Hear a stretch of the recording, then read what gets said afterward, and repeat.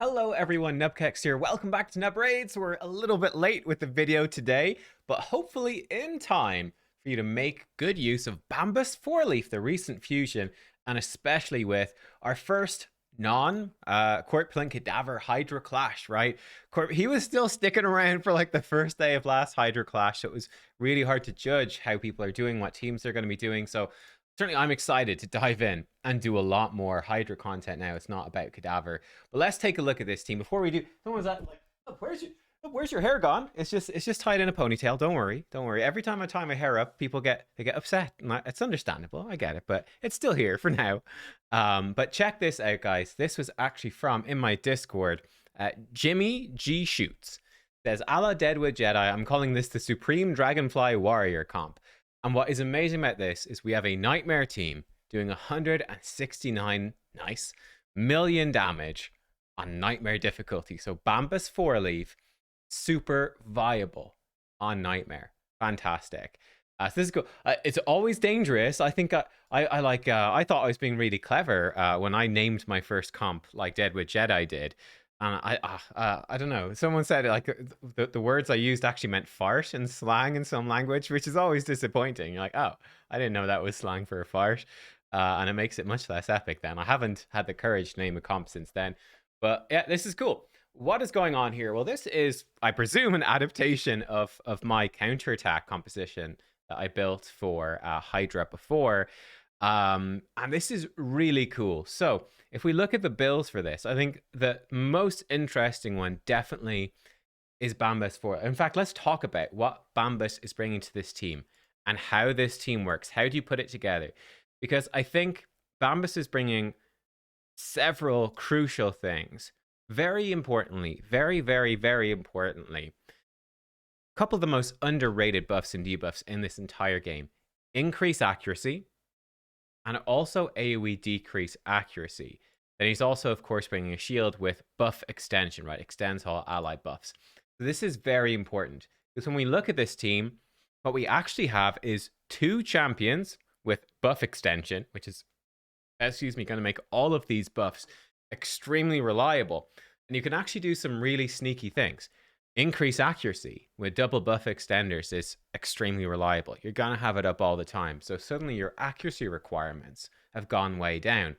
Owella brings increased resistance. And again, with double buff extenders, it's even overkill to be fair.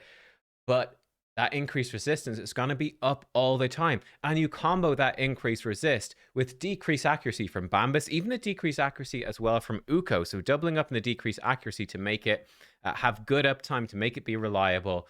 I think you really can rely on it. And then suddenly your resistance requirements go way, way, way down. And this is part of the key to making this team work, because with counterattack from Martyr, that's very bad. If someone steals a counterattack, you're in a lot of trouble. Well, guess what? With increased resist and all this decreased accuracy, counterattack is very, very safe.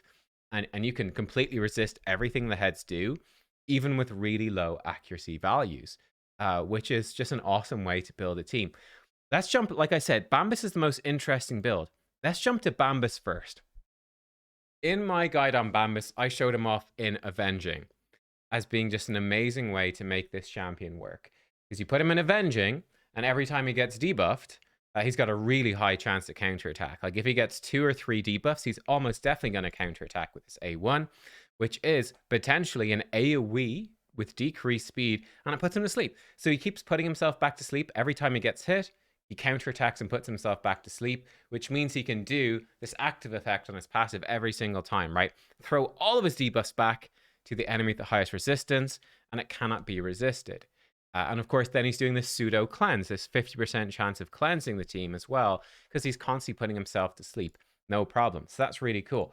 Well, with this team comp, we don't need Avenging gear set, because we're running counterattack buff with double buff extenders. He's always going to have counterattack, no matter what. So you don't need it. And this is super cool. He's actually running with triple protection, which is insane. Like, how lucky is that to have triple protection accessories already for a faction? Like, holy moly. Let me know if you've got that. I certainly haven't. I would love it. Protection is so, so strong right now. I talked about that in my tier list video with YST. I think that came out yesterday. But he has them in Cursed set, right? 50% chance per hit to place a hex. And what is Bambus doing? AoE attack with counter attack, AoE attack, and then this one is not an attack, but still, he's pumping out AoE attacks constantly, especially with counter attack. So he is going to be basically your hex provider with this cursed set. So again, I think this is just an awesome build to see, right? It's going, okay, Bambus with Avenging, super cool, especially for something like Dragon Hard. If you're not using him for Dragon Hard, Bambus with cursed set becomes insane for Hydra. And look at the damage that he's done. If we jump back over, oh, I clicked into the wrong thing. If we jump back over to the overall damage, Bambus with 34 million, he's the second highest damage on the team. Nearly all of that is coming from Hex, although he is at the same time pumping out a lot of damage with War Master with all these counterattacks in the AoE A1. It really does add up, but a lot of it is from Hex. You can see like he doesn't have any crit rate or crit damage. His defensive stats are actually fairly poor, right? And you can see again, he's got about 308 resistance. For Nightmare Hydra, you need 500. Why is this not a problem? Increase resist, decrease accuracy. It's not a problem. 220 accuracy. That is a little bit low, even with the increased accuracy. We'd love to see him a little bit higher, but I guess he was a little bit tight on that, and he does have him running fast. You could drop the speed a little bit, that'd be fine, and up his accuracy, I would say, just to make it more consistent. But he's pumping out the A1 so much, you're going to land the decreased speed anyway, even if you don't have that 100% chance. But that is, I think it's super cool. I think one good thing he said, and this is something worth considering with Bambus, before I show you the other builds, Mithrala Lifebane. Consider how insanely good Mithrala is for Hydra. What does she bring? So some poisons on her A1, AoE Hex, increased defense and attack, brings a cleanse with strengthen and a shield. Right, that's what she's bringing for Hydra, and she is considered to be one of the best in class. Bambus with this build, he's bringing AoE Hex as consistently as Mithrala, basically. We've got AoE Hex. He brings increased attack, right? So that's same as Mithrala. He brings a shield, same as Mithrala. And with his passive, he's basically cleansing your team. Sort of without it's like a 50% chance, basically, without a cooldown versus Mithrala, which is a full cleanse, but a 3-turn cooldown. I think they work out as fairly equal, honestly. So you've got a lot of the same stuff actually happening. The difference, Mithrala brings a strengthen, and she brings increased defense. So that's is valuable. 2 really good defensive buffs. But if you don't need them, you don't need them. Bambus brings more offensive stuff, and also defensive. He brings decreased accuracy, increased accuracy, buff extension, and AoE decreased speed. Like, that is actually a really good thing. So I think that's a good way to look at him, to compare him directly to Mithrala. Okay, Bambus, some people call him the worst fusion ever. Definitely not true. Greyhoof Loriaka has been around this year in stronger contention for that, for sure. But you say Mithrala is insane for Hydra. Well, Bambus can be, again, also insane, as proven by this composition. Now, yes, you need curse set, but there's really no set of comparable value for Mithrala. Like, what's the best set for Mithrala?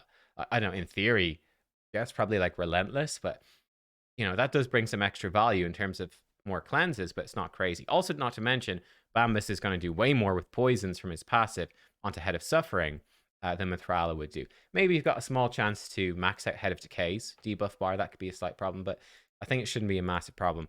But there we go. Let's go through these then, the rest of them, and show you the build. So we've got Mighty Uko. He is in a Provoke set. You can see it's not even fully rolled up, a lot of this stuff right here. But he's running, like 250-ish speed. He's got good accuracy. And again, he's got like 210 resistance. That's all. And his defensive stats, not that crazy. Martyr coming in.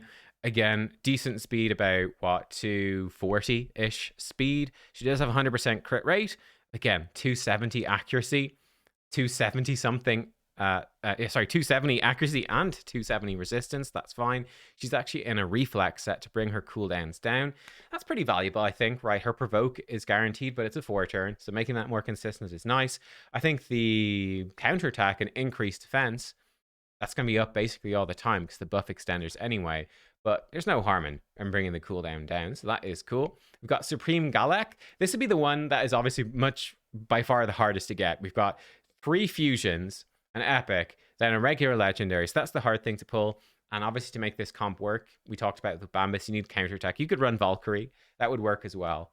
It'd be tough. You could maybe make Skull Crusher work, but it's hard to keep a Skull Crusher alive. So I wouldn't say never, but I've done this specifically with Martyr. I don't have Valkyrie myself. So that is quite limiting. Supreme Galek is obviously fantastic here. If you don't have Supreme Galek, obvious replacement. You can bring in his, well, I was going to say his son, but because he's not as good. But his father, Artak, not as good as Supreme Galek. But Artak would be a great AoE burner with Explosion. He'd be a great replacement. And then I think even to upgrade it further, you've got Supreme Galek, or as I like to call him, Sulfurion, who's basically Supreme Galek, but sort of better. Artak, but better with the HP burns, and etc. So he'd also work. Supreme Galek, I should say, specifically does bring a couple of really strong pieces of utility. Namely, he brings block buffs and decreased speed. Don't really need the decreased speed, because we got Bambus with counterattack. So that's pretty reliably covered, honestly. So the decreased speed, not super needed. So, but it's nice to have it with Supreme Galek. It's going to make it a bit more consistent. Not a huge deal. The block buffs is nice. Obviously, Uko can bring block buffs, but it is a bit conditional and it could weak hit. So Supreme Galek will bring you more consistency. But I think if you bring in Artak, you're not going to get the same score as with Supreme Galek, obviously, but you'll still get a really good key, right? It's still going to work just fine. And even Artak's A1 is really nice as well, because it's AoE, so that's going to work well with the counterattacks, and getting extra War Master damage is going to be solid enough. So yeah, the main thing I'd be worried about swapping out Supreme Galek would be a little bit less damage or a little bit less control in terms of mostly the block buffs. But he's in there. You can see 237 speed. He is in Relentless, etc. Again, he does not have enough accuracy for Nightmare, but with increased accuracy, it's going to be fine. He might miss it sometimes with Relentless. That might fall off, but doesn't seem to have been a problem here. Oella coming in, she's actually in Relentless as well, which I think is pretty cool. This isn't necessary. You can run other types of builds. It's mostly just going to make her healing a lot stronger. That's the main thing. And she also does turn meter boost too, so it's not bad. It's actually a great set for her, but if you don't have Relentless to spare, I think you could put her in nearly anything. She's going to work really, really well. But yeah, she's actually quite quick at 270 speed. Again, 250 resistance. Gonna be loads with the buffs and debuffs we have. Inquisitor Shamael, again, 270 resistance. He is built for decent damage. 195 speed, 100% crit rate, 277% crit damage, and 3.2k attack. He's in Instinct as well, for a bit of extra speed and ignoring defense. So he's going to be a solid source of damage. We can see that. Did 32 million damage right there. He obviously has increased attack from Bambus, which helps him to hit hard. I do find that increased attack can be really valuable to bring into teams. When you've got a Shamael, it's going to give you a few million extra damage thanks to that. So that works quite well. His attack's a bit low. His base attack is low, though, so it's a bit hard. I think in a perfect world, you'd probably have Shamael with more attack and more speed. But he, that's a tough gear-wise to do that. And then we've got, of course, Bambus, who we touched on. So there you go. I think a really phenomenal team here. Really, really good. From, again, shout him out again, Jimmy G Shoots, who shared it here. He says he feels tons of champions can be substituted in. I could definitely see that being a thing, for sure. It could definitely be a thing. So you could switch it up sort of as needed, but it's very much based off of, you can check out my video in depth where I built my own counterattack team. Actually, I'm not sure how much damage that did in comparison. I don't think it did this much, though. I think he has beaten me there. But yeah, really impressive stuff. Super cool to see Bambus getting some love. This makes me feel good about fighting tooth and nail for the 4-star Bambus soul. I think he probably did it with Uko. He's got that 4-star Uko. He has Bambus with, what is that? That is, just to touch on the blessings before we leave. We've got 2 Brimstones, so we should be pretty consistent with Brimstone. We have Oella at Lightning Cage. I think that's mostly just to make her a mischief tank more so. That's fine. Not a big deal either which way. Uko's got Polymorph, that's obviously for Arena. We've got Cruelty for Shamael. We've got nobody else with Cruelty, so that's probably decently worthwhile. Yeah, it's not bad. I think Phantom Touch on Shamael is good as well. I don't honestly know which one makes a huge difference. Then Bambus has, I think it's Turn Meter when he gets debuffed or something, which again is fine. If we come over here, what one is it? It's Survival Instinct. Turn Meter whenever a debuff is placed, spread, or transferred onto them. That's pretty cool. So it's only 5%. The turn meter fill once per enemy turn. I'm not sure exactly how that works. I mean, once that goes 6-star, like that's actually crazy on Bambus when you think about it. If you get Bambus a 6-star, there's no turn meter restrictions. Just whenever he gets a debuff transferred, he gets 10% turn meter. So if he steals like 10 debuffs, I guess he could only take 9 because he's asleep, right? If you take, he's going to get 90% turn meter, right? That does seem sort of absurd. And then he just throws it back, does an A1, and he's back to sleep, or does whatever skill and it goes back to sleep, right? That's probably how that works. That's pretty cool. I don't know. That's awesome. I love that idea. Obviously, at 1 star, it's not a huge deal, but it will do a little bit. I think he's fine to run him in Brimstone. It's going to be super random, but could be fine. Or Cruelty, because he's doing AoE, depending where you're at. I think there's lots of options. But there you go, guys. Super cool key. Hope you enjoyed. And I'll see you all next time. Goodbye.